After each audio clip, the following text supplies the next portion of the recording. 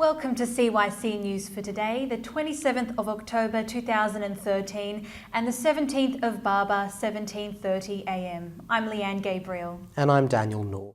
In today's headlines, Pope Tawadros pays a visit to Warraq Military Hospital to see the victims of the recent church shooting.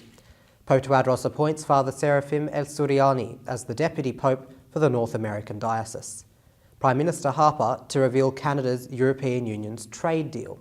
And an outbreak of polio among children in Syria. To Egypt, His Holiness Pope Tawadros II has visited the victims of a church shooting on Wednesday evening after his sermon. His Holiness made his way over to the Warraq Military Hospital and visited those receiving treatment. The shooting took place at the nearby Church of the Virgin and Archangel Michael. One of the injured, Philip Atir, is just 7 years old. He's in a serious but stable condition and undertaking treatment for injuries. In addition, 4 Coptic Christians were killed, including 2 children. 18 others were injured, including 3 Muslims who were invited to the wedding ceremony last Sunday evening. Pope Tawadros visited survivors and gave them his sincere wishes for a speedy recovery. His Holiness also paid respects to the Muslim victims of the shooting. One of them was just 17 years old. Muhammad was standing with his friends in the front of the church when a bullet struck him. He tragically died yesterday in hospital.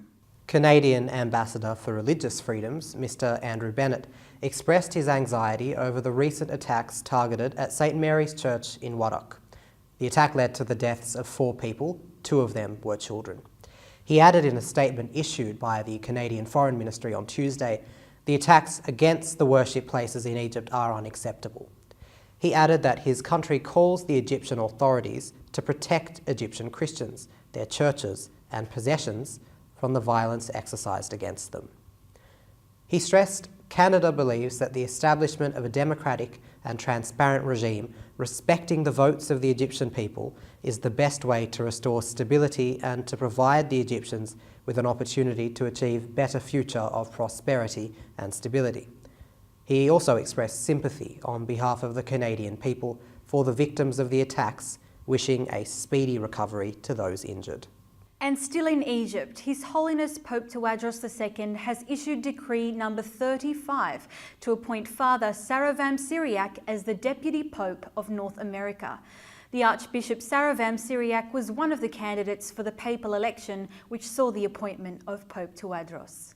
Prime Minister Stephen Harper tabled the tentative free trade agreement with the European Union in the House of Commons last Tuesday. It was the same day that his government hopes to cut off debate in the Senate on the motion to suspend Senators Mike Duffy, Pamela Wallin and Patrick Brozou without pay.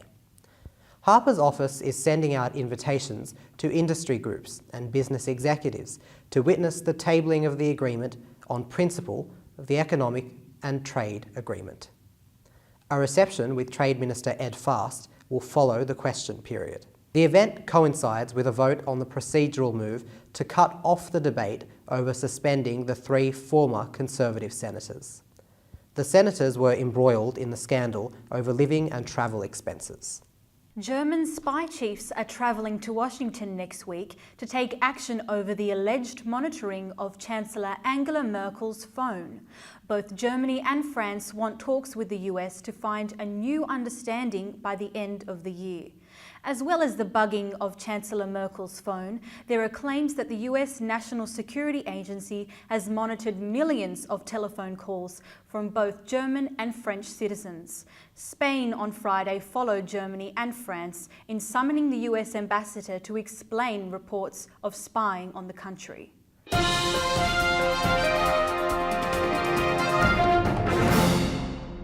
Suspected Boko Haram militants have engaged security forces in a lengthy gun battle and raided a hospital in the northern Nigerian city of Damaturu. Residents said that it was a big, audacious attack and that assailants stole drugs from the hospital and drove off in ambulances. Meanwhile, the military said it had killed 74 suspected Boko Haram militants in a raid in Borno State. Authorities have recently stepped up their campaign against the militants. Northeastern Nigeria is the focus of an insurgency by the group that began in 2009 and aims to create an Islamic state. President Goodluck Jonathan urged the military to up its campaign against Boko Haram 5 months ago. Damaturu is the main city in Yobe State, which lies to the west of Borno. It has been calm for more than a year and there is a large military presence there. At least 40 people, including children, have been recorded killed in a car bomb blast in Syria outside a mosque in Damascus.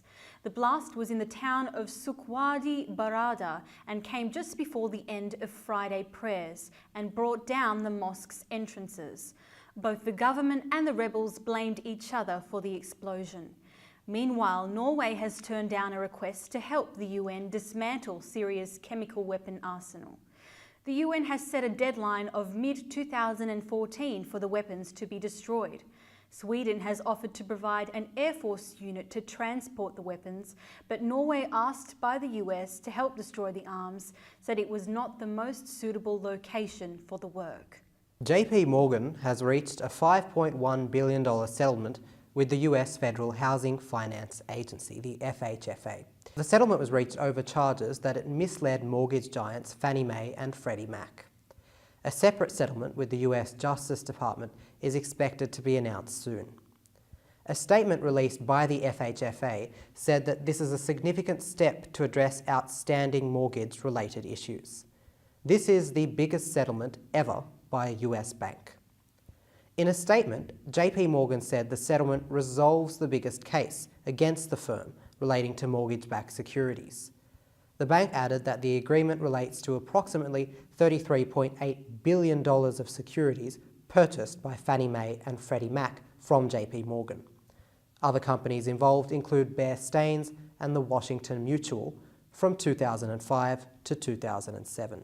JP Morgan purchased Bear Stearns and Washington Mutual at the height of the financial crisis of 2008 to 2009 and has tried to argue that it should not be punished for mistakes made before those deals. As part of the agreement with the FHFA, the bank will pay $4 billion to Fannie Mae and Freddie Mac to settle claims that it violated US security laws. It will pay the agencies an additional $1.1 billion for misrepresenting the quality of single-family mortgages. To the health situation in Syria, at least 22 people, most of them babies and toddlers, are now believed to have contracted polio, according to the World Health Organization. If confirmed, it would be the first outbreak of the disease in 14 years. Syria's health ministry began an immunization drive on Thursday. Before Syria's civil war began in 2011, some 95% of children were vaccinated against the disease. Now, UNICEF estimates that 500,000 children have not been immunised. The World Health Organization say the suspected outbreak centres on the eastern province of Deir ez-Zor. 2 cases have already been confirmed by laboratory tests, while the World Health Organization expects final confirmation of the remaining 20 cases next week. A team at the University of Cambridge has found the first proof that mutated DNA does indeed slow metabolism. The researchers say fewer than 1 in 100 people are affected and are often severely obese by early childhood. The findings, published in the journal Cell, may lead to new obesity treatments, even for people without the mutation. Scientists at the Institute of Metabolic Science in Cambridge knew that mice born without a section of DNA, a gene called KSR2, gained weight more easily. But they did not know what effect it may be having in people, so they analysed the DNA of 2,101 severely obese patients. Some had mutated versions of KSR2. It had a twin effect of increasing their appetite while their slowing metabolism increased. And that's all for CYC News today. Stay tuned for more Christian content on CYC. I'm Leanne Gabriel. And I'm Daniel Noor from the CYC studios in Sydney, Australia. Good night and God bless.